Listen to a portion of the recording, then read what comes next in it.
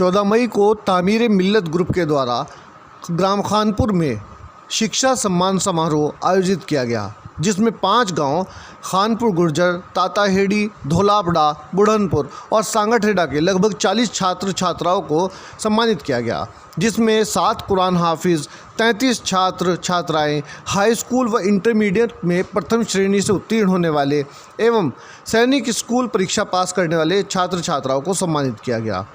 इस अवसर पर एडवोकेट मज़ाहिर हसन राणा, मुफ्ती साबिर साहब, पूर्व ज़िला पंचायत सदस्य एडवोकेट सलीम अख्तर, इंजीनियर फरमान अली, हाजी रिजवान एवं शहीद फतवा गुर्जर निःशुल्क कोचिंग सेंटर के संचालक चौधरी मुस्तकीम सहित कई वक्ताओं ने अपने विचार रखे।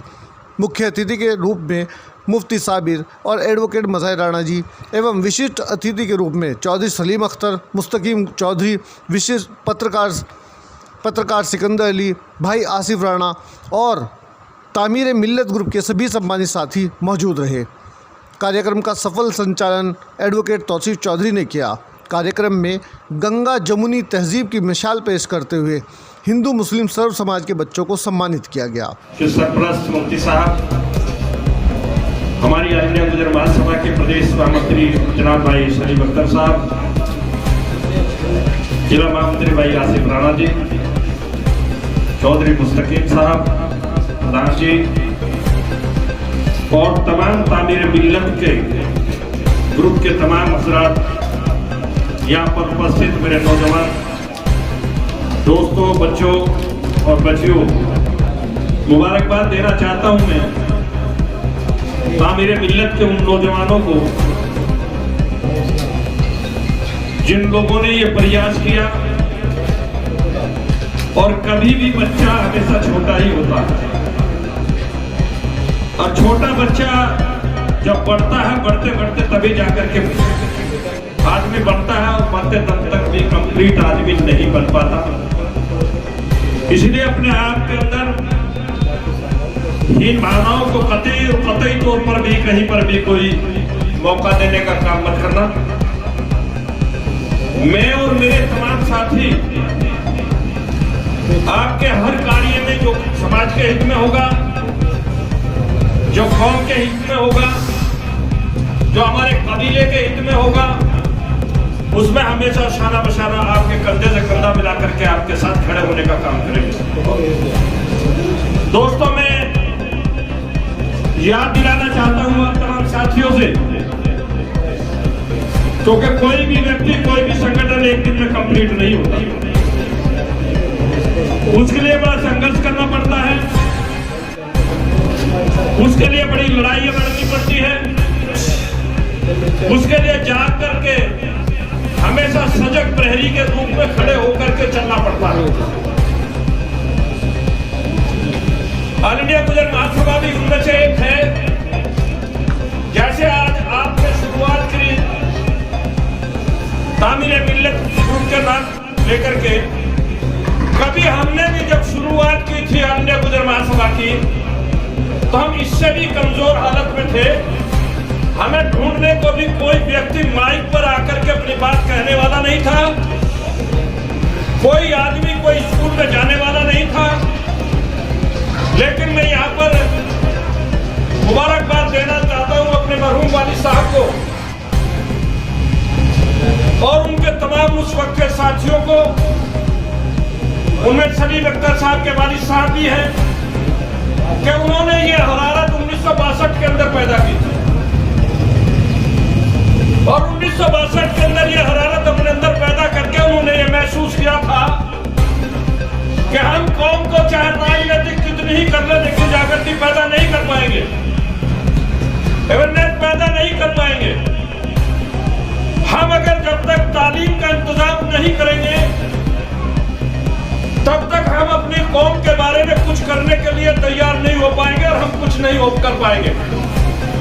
उन्होंने सबसे पहले 1962 के अंदर 63 के अंदर हीरोज मेमोरियल स्कूल की नींव रख करके, अपने घर को गिरवी रख करके जो तालीम का सिलसिला शुरू किया था, वो सिलसिला बरकरार आज मौजूद है और उसमें से बहुत से बच्चे और बच्चियां पढ़ करके बाहर निकलने का काम करते हैं।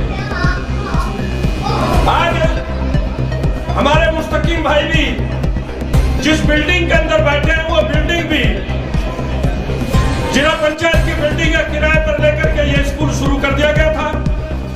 और उसी स्कूल का नतीजा है कि हमारे जैसे लोग भी अलीगढ़ मुस्लिम यूनिवर्सिटी में जाकर के कंप्यूटर पास करके वहां पर उसका स्टूडेंट बनने का काम हम लोगों ने किया। और मैंने पूरी तारीफ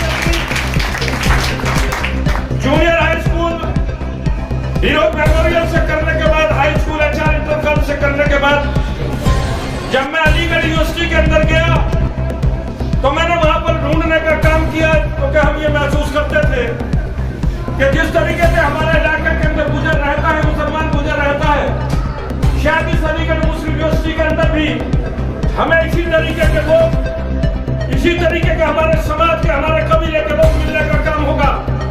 लेकिन ढूंढने से भी 3 बच्चों के अलावा चौथा बच्चा हमें मुस्लिम गुजर का नहीं मिला था।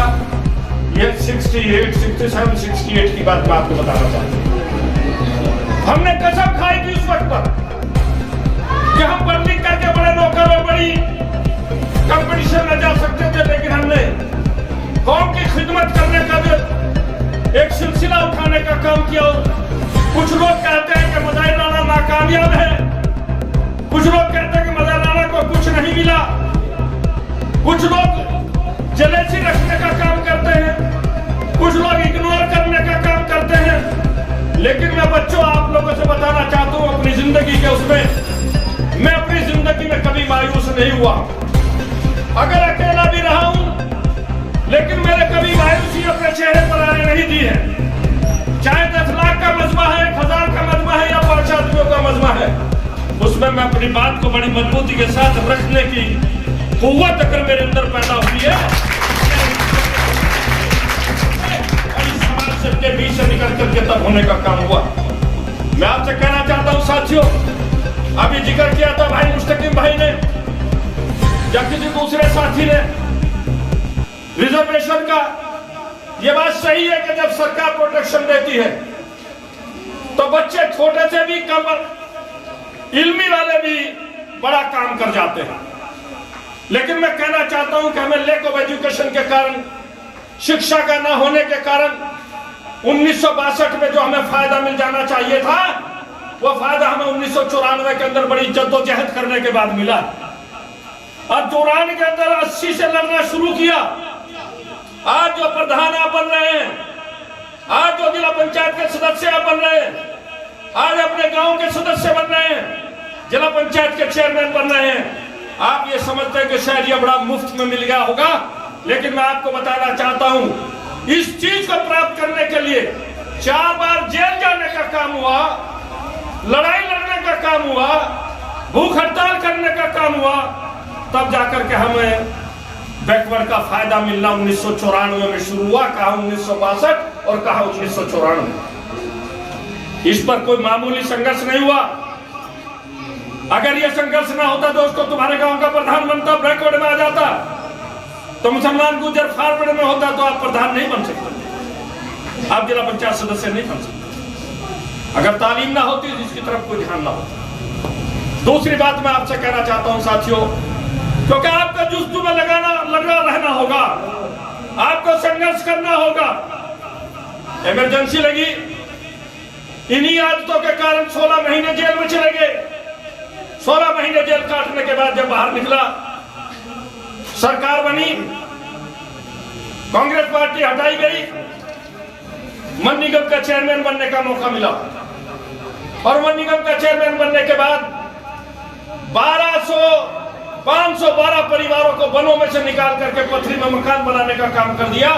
अगर तालीम ना होती तो हम उनकी तरफ कभी सोचने का काम ना करते, जो भाई हमारे पहाड़ों के अंदर रहते हैं, जहां पर तालीम का कहीं से कहीं तक भी कोई मामला नहीं।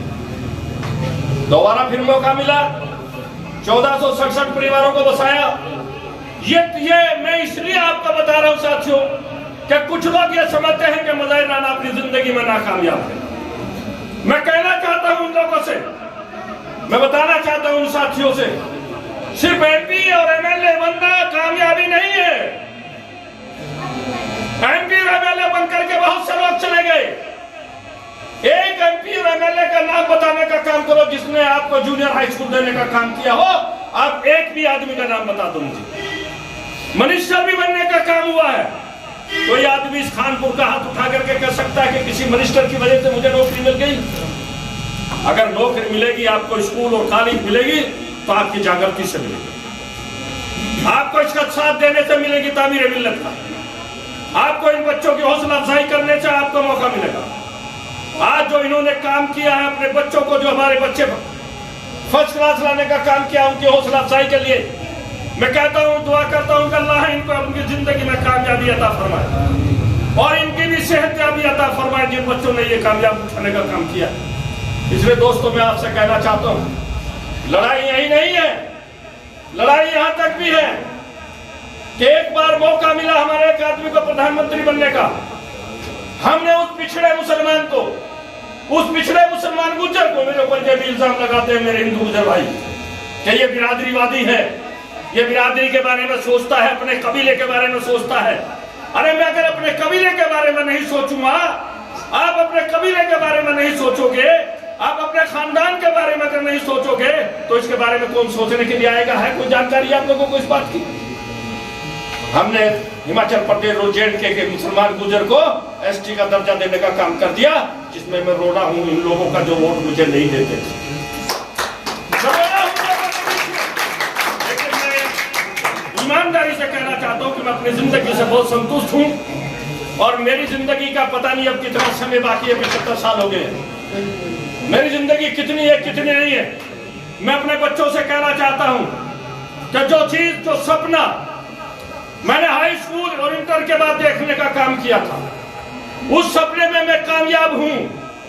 और मेरी कामयाबी इस बात की है कि दोस्तों मैंने एक सपना देखा था कि मैं अपनी कौम के अंदर, अपने कबीले के अंदर, अपने खानदान के अंदर वो जागृति पैदा कर दूं कि मेरे खानदान के लोग तालीम की बात करना शुरू कर दे। यही सबसे बड़ी कामयाबी हमारी बात करना। मन्ना यहाँ तो ये कहते थे जब मैं यहाँ पर आया, यही चुंगी की लड़ाई शुरू करी, यही हमारे भाई, यही खानपुर के लोग, यही बाड़ी माजरे के लोग, यही लोग क्या नाम आपका धरापड़े के लोग और यह क्या नाम इसके बोर्डपुर के आदमी ये कहते हैं भाई मुल्की का तो मरवाएगा, हमें जेल में ले जाने का। लेकिन मैंने कभी किसी की परवाह नहीं की। तो दोस्तों मैं तुम्हें कहना चाहता हूँ, ये बात भी मैंने इसलिए सुनाई है, बहुत से तुम्हारे ऊपर उंगलियां उठेंगी। अभी तुम्हारी शुरुआत है, तुम्हारे ऊपर इल्जाम कसी भी होने का काम होगा, तुम्हारे ऊपर बहुत सी और सारी चीजें भी आपको सुनने को मिलेगी। मुफ्ती साहब आपके ऊपर बहुत से तमाम लोग हाथ भी आपकी तरफ करने का काम करेंगे, आपको इल्जाम भी लगाने का काम करेंगे। लेकिन मैं आपसे कहना चाहता हूं कि अल्लाह की रजा के लिए, अल्लाह के वास्ते कभी पीछे मुड़ करके मत देखना, आगे ही अपना बच्चों की तालीम का, शिक्षा का, सुरक्षा का सबसे बड़ा इंतजाम कर सके। आज के समय में अगर सबसे बड़ी चीज है, वो चैलेंज है हमारे सामने, आज के टाइम में हमारे सामने शिक्षा से भी बढ़कर के चैलेंज है, तालीम से भी बढ़कर के चैलेंज है। और शिक्षा और तालीम से बढ़कर के जो चैलेंज हमारे सामने है मेरे नौजवानों, वो हमारी शिनाख्त का। आज सबसे बड़ा चैलेंज हमारे मेरे बच्चों के सामने है कि हम अपनी इज्जत और आबरू को कैसे बचा करके रखें, अपने खानदान की इज्जत और आबरू को कैसे बचा करके रखें। आज तमाम वो ताकतें जो ताकतें इस समाज को खंडित करना चाहती है, टुकड़े टुकड़े कर देना चाहती है, बर्बाद कर देना चाहती है, वो आज आपको तमाम, क्योंकि आपके पास जो फोन है, हम लोगों से भी पहले आपके पास खबर आ जाती है कौन कौन आदमी किस किस तरीके के बयानात देने का काम कर रहे हैं आजाद हिंदुस्तान के अंदर। उनको कानून की परवाह नहीं है, कानून के लिए शिथिल हो चुका। वो 40-40 लाख हमारे बच्चों के साथ क्या करना चाहते हैं, ये सब आपके सामने है। इसलिए इन सब लोगों से सावधान रहते हुए अपने कबीले की हिफाजत के लिए आपको आगे आकर के खड़ा होना पड़ेगा। और आपका कबीला में आपको कहना चाहता हूं, आपके कबीले के साथ वो लोग भी जुड़े हुए हैं जो लोग मजदूरी करते हैं, जो लोग दूसरे धर्म से भी ताल्लुक रखते हैं, लेकिन वो मजलूम है, बेसहारा है। उनकी हिफाजत का भी जिम्मेदारी अल्लाह ने आपके कंधों पर डाल करके भेजने का था। उन लोगों की जिम्मेदारी भी आपको उठानी होगी जिनके पास कोई शीला नहीं है, जिनके पास कोई कारोबार नहीं है, जिनके पास तालीम नहीं है, जिनके पास शिक्षा नहीं है, जिनके पास रोजगार नहीं है, और आपके गांव के लोग हैं, वो अपने उन गांव के लोगों को अपने पास लगा करके, भले ही किसी भी मजहब और धर्म से ताल्लुक रखते हो, अपने पास लगा करके उनके अपना भाई समझ करके आगे बढ़ने का काम, उनको अपने कंधे से कंधा लगा करके चलने का काम। छुआछूत करने वाले तो और बहुत से तमाम लोग, छुआछूत तो बहुत से तमाम कबीले हैं जो छुआछूत पर यकीन रखने का काम करते हैं। इसलिए दोस्तों, मैं ज्यादा समय आपका न लेते हुए सिर्फ आपको मुबारकबाद देता हूं, और मुबारकबाद भी इसलिए इस हौसले के साथ देने का काम करता हूं। आप तादाद पर मत जाइए, सिर्फ अपने काम पर जाइए, अपने विचार पर जाइए।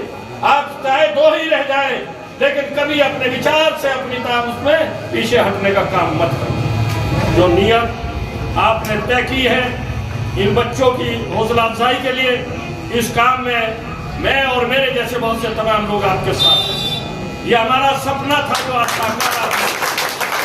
यही सपना हमने अपने बचपने में देखा था, और ये बचपने का सपना भले ही 40 साल के बाद पूरा हो रहा है, 50 साल के बाद पूरा हो रहा है। मुस्तकीम साहब, हम इस सपने में अपना हर चीज कुर्बान करने के लिए तैयार हैं। हम अपनी हर चीज देने के लिए तैयार हैं। चाहिए हमारा कबीला आगे बढ़ना चाहिए, हमारा खानदान आगे बढ़ना चाहिए, और हमारा खानदान ऐसा नहीं है कि यही। मैं अपने दूसरे भाइयों को सभी एक पैगाम देना चाहता हूँ। मैं उन तमाम लोगों से भी पैगाम देना चाहता हूँ, नफरत से कभी कोई समाज नहीं चला सकता, नफरत से कभी कोई देश नहीं चला सकता, नफरत से कभी कोई गांव नहीं चला करता, नफरत से कोई समाज कभी बढ़ने का काम नहीं करता। इसलिए आप लोगों को नफरत की भाषा छोड़ करके मोहब्बत की भाषा आपको बढ़नी होगी। और नौजवानों से एक बात कहना चाहता हूँ साथियों, बार बार मोबाइल का जिक्र आता है, अभी सलीम भाई ने जिक्र करने का काम किया। हम मोबाइल के विरोधी नहीं है, हम इसके विरोधी नहीं, हमें ये मत मानना हम मोबाइल के विरोधी है, लेकिन मोबाइल 2 धारी तलवार है। अगर तलवार चलाने वाला बेवकूफ होगा, तलवार चलाने वाला नासमझ होगा, बेअकल होगा, तो वो उस तलवार से अपनी ही गर्दन को कलम करने का काम कर देगा। साथियों, ये बात है। मोबाइल चलाओ, लेकिन मैं बहुत से तमाम नौजवानों को देखता हूं कि तो इस तरीके का कंपटीशन लगाते हैं अपने बीच में, कोई बोधपुर का है तो कोई खानपुर का है तो कोई वाणी माजरे का है तो कोई घाटमपुर का है। ऐसा चलाते हो जैसे तुम ही एक दूसरे के दुश्मन हो। ऐसी आप पोस्ट डालने का काम करते हो। कभी ऐसी पोस्ट मत डालने का काम करोगे जिससे हमारे अंदर विघटन पैदा होता हो। कभी ऐसी पोस्ट डालने का काम मत करो जिससे हमारी मन टूटने का काम होता हो, हमें बंटवारा दिखाई देने का काम होता हो। अगर पोस्ट डालो तो तालीम की पोस्ट डालो, स्कूल बढ़ाने की पोस्ट डालो, बच्चों की तालीम और शिक्षा की पोस्ट डालो।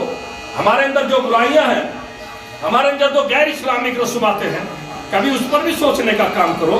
ब्याह शादियों में क्या करते हो आप लोग? जमीन बेचने का काम करते हो। मैं ये नहीं कहता कि इन बच्चों को ब्याह शादियों में आप पैसे न बोलना दे, जितनी तुम्हारी हैसियत उतरे देने का काम करो, लेकिन मुट्ठी बंद करके देने का काम करो। ये लड़ाई आज से नहीं, ये लड़ाई हमारे पिछले 50 साल से लड़ते चले आते हैं। 3 दिन की बारात होती थी, उस पर हमने पूरा संघर्ष करके 1 दिन की बारात करने का काम किया जी। सारे लोगों ने इस बात को मानने का काम। मैं ये नहीं कहता हूं कि आप अपनी बेटियों को गाड़ी देने का काम मत करो, लेकिन मैं कहता हूं कि जहां आप दावत दे रहे हो वहां गाड़ी सजा करके खड़े करके क्या देना, क्या कहलाना चाहते हो। अगर तुम्हारा कहना कोई नहीं मानता तो आप उस शादी का बाइकाट कर दीजिए, आप उस खाने का बाइकाट कर दीजिए। नौजवानों से कहना चाहता हूं आप तमाम साथी कि जहां पर आप ये देखते हैं कि गैर इस्लामिक रसूमात पैदा हो रही है, जहां आप ये देखते हैं कि इंसानियत पर चोट हो रही है, जहां आप ये देखते हैं कि आपके जहनों पर चोट होगी, जहां आप ये देखते हैं कि बराबर की बेटी जो हम आपके हिसाब से कुछ उसका मुंडेरा नीचा है, उसको तकलीफ ना पहुंचे, और कोई तकलीफ अगर पहुंचाने की बात करेगा तो दोस्तों उस प्रोग्राम का भी बाइकाट करने में ही हमारी हिस्सेदारी होनी चाहिए। ये मैं आपसे कहना चाहता हूँ। मुझे उम्मीद है कि मेरी बात पर आप लोग अमल करेंगे, मोबाइल को बहुत सावधानी से चलाने का काम करेंगे, मोबाइल पर कोई लड़ाई दंगे की बात नहीं करेंगे, किसी की इज्जत अफजाई की बात भी करो तो ऐसा मत करो कि किसी दूसरे को चोट लगने का काम हो। मोबाइल को चलाओ लेकिन तामीली काम के लिए चलाओ। मोबाइल को चलाओ देश को बनाने के लिए चलाओ। मोबाइल को चलाओ अपने कबीले के अपने खानदान की इज्जत अफजाई के लिए चलाने का काम करो, लेकिन मोबाइल को कभी अपने को बर्बाद करने की तरफ चलाने का काम मत करो। ये तुम्हें तबाह और बर्बाद कर देने का काम। आप देखा मैंने अभी एक पोस्ट पढ़ने का काम किया।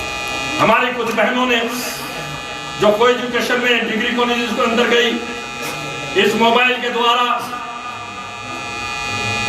गैर महरूमों से दोस्ती हुई, धोखा दिया, अपने आप को आपके मजहब में शामिल किया और कुछ दिनों के बाद आपको धक्का दे करके बाहर निकालने का काम कर दिया।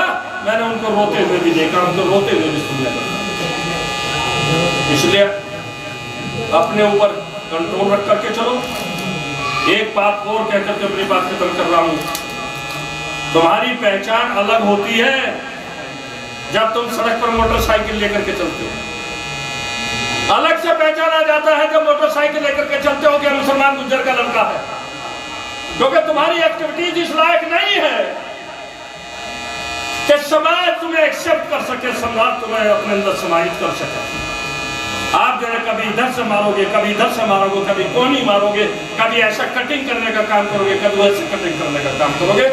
और मैं एक मिसाल देकर के अपनी बात खत्म करना, और शायद समय ज्यादा हो गया होगा। मैं बताना चाहता हूँ साथियों, पिछला चुनाव था, विधानसभा का चुनाव था। विधानसभा के चुनाव के अंदर यही आपका बराबर का गांव धलापड़ा।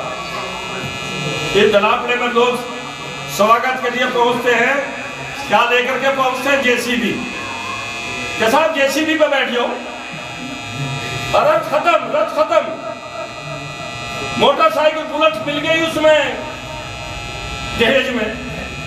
हमारे 15-20 लड़के, मेरे ख्याल में पटाखा छुटाने की जरूरत नहीं, दड़ा बोलते चले गए, पटाखे छुटते चले गए। हमने मना किया। मना करने के बाद जैसे मैं आगे को बढ़ा तो एक लड़का क्या कहता है, अरे 11 मुकदमे एक बार और लग जाएगा, कहावत आगे दर्द से बात। अपनी शान से बर्बाद हो गया ना बाड़ी माजरा। ये बुरा मानेगा बैठा है, बर्बाद हो गया। इससे पहले हमजागढ़ गांव बर्बाद हुआ था, उससे पहले धलापड़ा बर्बाद हुआ था। जो नुकसान ये गांव अपना कर चुके हैं उसे अपनी जिंदगी में पूरा नहीं कर पाएंगे, ये मैं आपसे कहना था। इसलिए जिम्मेदार लोगों से कहो, अपने अपने गांव के अंदर नशाखोरी से दूर हो जाओ। नशाखोरी तुम्हें बर्बाद कर देगी, तुम्हारे खानदान को बर्बाद कर देगी, तुम्हारे घरों को बर्बाद कर देगी, तुम्हारी बेटियों को बर्बाद कर देगी। इसलिए नशाखोरी से दूर भागने का काम करो। उम्मीद है कि आप मेरी बात पर यकीन करते होंगे, उस पर अमल करने का काम करोगे दोस्तों। और मैं फिर अपनी बच्चियों को, अपने बेटों को जो यहाँ आए हैं, इनको मुबारकबाद देता हूँ और इनको कहता हूँ कि आपकी जिंदगी अभी शुरू हुई है। हाई स्कूल से, इंटर से आपकी जिंदगी शुरू होती है। ये 5 साल अगले आपके पास बहुत कीमती है। अगले 5 साल आपके पास बहुत कीमती है। इन 5 सालों का अगर आपने सही इस्तेमाल कर लिया तो मैं ये समझता हूँ कि इस समाज को दोबारा से ऐसी गोष्ठियाँ करने की जरूरत नहीं पड़ेगी, क्योंकि आप खुद ही एक नया समाज बनाने का काम कर दोगे। बहुत बहुत धन्यवाद।